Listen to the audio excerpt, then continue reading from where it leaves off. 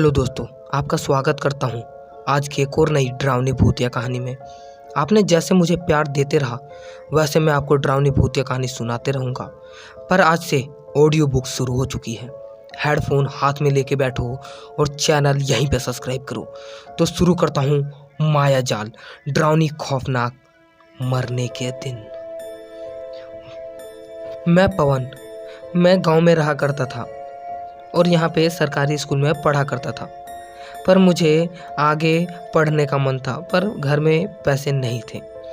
घर के फैमिली कहा करते थे कि यहाँ पे हमारे पास पैसे खाने के नहीं हैं, तो हम तुम्हें कहाँ से पढ़ाएंगे।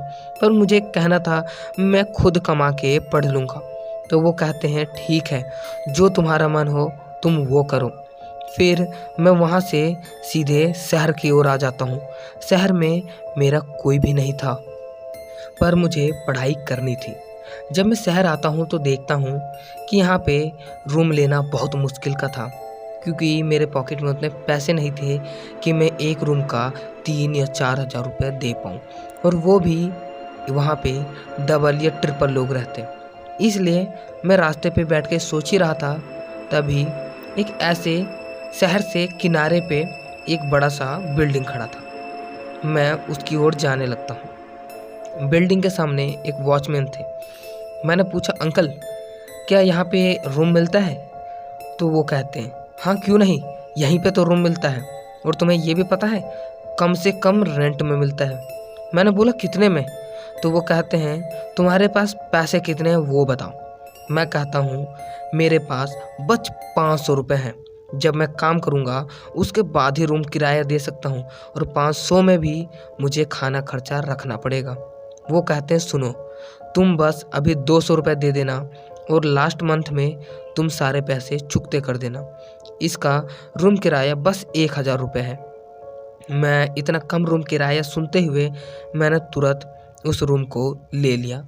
मैंने बोला ठीक है, कोई भी कमरा मिले मुझे रहने के लिए दे दो। उस बड़े से जो घर था उसमें लगभग 15 या 20 परिवार रहते थे, और ये घर लगभग 10 फ्लोर का था। 5 फ्लोर में सभी फैमिली सेट थे, पर जो ऊपर का फ्लोर था वो लग रहा था पुराना था, पर वहाँ पे कोई रहता नहीं था। हो सकता है अब किराएदार आएंगे तो वहाँ पे रहते, पर वहाँ पे इस समय नहीं रहते थे। और मुझे क्या, मुझे तो कमरा मिल चुका था। अब बस ढूंढना था तो बस एक काम जिससे मैं अपने कॉलेज की पढ़ाई कर सकूं और मेरा गुजारा भी हो सके। मैं अपने सामान को उस रूम में रखता हूँ और आज वहीं पे सो जाता हूँ।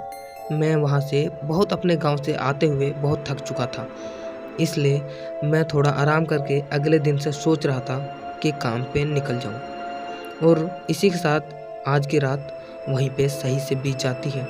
जब सुबह होता है तो मैं नहा धो के फ्रेश होके वहाँ से जाने लगता हूँ। मेरा कमरा 6ठे फ्लोर पे था, बीच का फ्लोर कुछ काम चल रहा था इसलिए। और जब मैं नीचे उतरता हूँ तो गार्ड अंकल कहते हैं तो भाई सब ठीक है ना? मैं कहता हूँ हाँ, और मैं वहाँ से निकल करके अपने काम ढूंढने की ओर चल जाता हूँ। मैंने कई जगह पे काम ढूंढे, पर मेरा काम कहीं भी नहीं मिला। सब कहते थे कि ये कोई डिग्री है जो काम मिल जाएगा तुम्हें, काम इतनी आसानी से मिलता है। मैं सभी को पूछ रहा था मुझे कोई भी काम दे दो, बस कम से कम 7 से 8 हज़ार रुपये महीने होने चाहिए, जिससे मेरा रूम किराया, खाना खर्च और मैं पढ़ाई का खर्च निकल पाए। पर कोई भी उतना पैसा देने को राजी ही नहीं था। जो भी कहता था कि तुम्हें बस 4 या 5 हज़ार मिल सकते थे, पर उतने में मुझे होता भी क्या, गुजारा तो उतने में चलता ही नहीं, इसलिए मैं काम करता ही नहीं था। 2 दिन बीत चुके थे पर मुझे काम नहीं मिला था। अब मैंने आसरा छोड़ चुका था कि हो सकता है मुझे काम नहीं मिलेगा, पर यहाँ पे अब रूम का पैसा कहाँ से दूँ। तभी सोचता हूँ एक दिन और ट्राई करके देखता हूँ, और अगले दिन वहाँ से काम की ओर चला जाता हूँ। और आज भगवान की कृपा से मुझे एक अच्छे से दुकान में काम मिल जाता है। वहाँ पे मुझे सुबह के 10 बजे से रात के 11 बजे तक काम करना होता था। वहाँ पे रात भर ही दुकान खुली रहती थी, पर मैं रात भर काम भी तो नहीं कर पाता, इसलिए मैं एक टाइम में काम किया करता था। चौबीसों घंटा काम करना एक आदमी के बस की बात थोड़ी नहीं। इसलिए मेरा टाइम 10 से रात के 11 बजे तक था। मैं सुबह को खुद से होके वहाँ निकलता हूँ और वहाँ पे अपने काम अच्छे मन के लगन से करने लगता हूँ। करते करते 3 महीने और बीत जाते हैं और मैं वहाँ के लोगों से बहुत ज़्यादा घुल मिल चुका था। और एक दिन मैं जब घर थका हुआ आता हूँ तो वहाँ पे मैंने देखा कि वहाँ पे गार्ड अंकल थे ही नहीं। मैं पूछता हूँ कि गार्ड अंकल है ही नहीं, कहाँ गए? मैंने उन्हें आवाज़ भी लगाया पर वो वहाँ पे नहीं थे। मैंने सीधे अपने रूम के पास आया, नहा धो के खाना खा के फिर मैं सो गया। पर रात को कुछ एक ऐसा चीज़ हुआ जिसने मुझे डरा के रख दिया। रात को मेरी नींद खुली तो लग रहा था कि कोई रूम के बाहर चल रहा है। मैंने सोचा कि इतनी रात को कौन चल रहा होगा। जब घड़ी को देखा तो रात के 2 बज रहे थे। मैंने दरवाजे को खोला और बाहर जाके देखा तो वहाँ पे कोई भी नहीं था।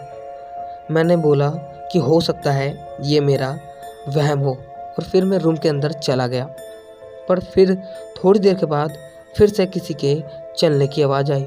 मैंने फिर को गेट को खोला और देखा तो आगे एक सफ़ेद रंग के कपड़े में कोई औरत आगे वहाँ पे जा ही जा रही थी। उसका चेहरा तो नहीं दिख रहा था, उसका पीठ हम मेरे ओर था। मैं पूछता हूँ तुम कौन हो, पर वो बिना कुछ कहे आगे जाने लगती है। मैं उसके पीछे उसको देखने के लिए जा ही रहा था और मैं देखता हूँ कि वो एक रूम के अंदर घुस रही थी। मैंने उस रूम के पास जाके देखा तो उस रूम में कोई था ही नहीं। वो कौन थी जिसको मैंने देखा था उस रूम के अंदर जाते हुए? मैं देखता हूँ कि वहाँ पे कोई था ही नहीं। मैं तुरंत वहाँ से वापस अपने रूम के अंदर आ जाता हूँ। मुझे थोड़ा डर भी लग रहा था क्योंकि इस फ्लोर में बस मैं ही अकेला था और लगभग इसमें 25 से 26 कमरे थे। मैं सोचता हूँ कौन होगी ये और वहाँ से वो गई तो गई कहाँ। इसलिए इस बात का डर मेरे दिल में चलने लगा। मैंने सोचा क्यों ना सुबह होगा और वॉचमैन से मैं तुरंत पूछूंगा इस बारे में। जब सुबह हुआ और मैंने इस बारे में पूछा तो वॉचमैन बोलता है कुछ नहीं, यहाँ पे हो सकता है कोई औरत घूमने आई होगी नीचे से और फिर वो चली गई, या फिर ये भी हो सकता है तुम्हारा वहम हो। मैंने सोचा हाँ हो सकता है और फिर मैं अपने काम की ओर चला गया।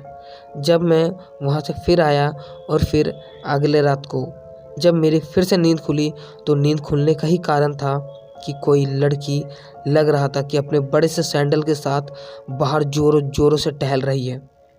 मुझे कुछ समझ नहीं आ रहा था कि ये कोई झूठ है या सच है। पर मैंने धीरे धीरे जब दरवाजे को खोला तो देखा कि वही औरत फिर से मेरे रूम के ओर से उधर जा रही है। उसी के साथ उसका पीठ मेरे ही ओर था और उसका चेहरा मुझे नहीं दिख रहा था। मैं उसके पीछे फिर से गया और देखा तो उस कमरे के बाद वो कहीं दिखी ही नहीं। मैं डर चुका था और तुरंत दौड़ के अपने कमरे के अंदर आ गया। अब मैं क्या करता, सुबह का इंतज़ार के सिवा कर भी क्या सकता था। सुबह हुआ, मैंने तुरंत पूछा वॉचमैन से ये कौन है जो रोज़ रात को मेरे कमरे की ओर से घूमती रहती है। पर वॉचमैन कहता है ये तुम्हारा वहम ही है क्योंकि ऐसा कोई दिखने को मिला ही नहीं कभी किसी को।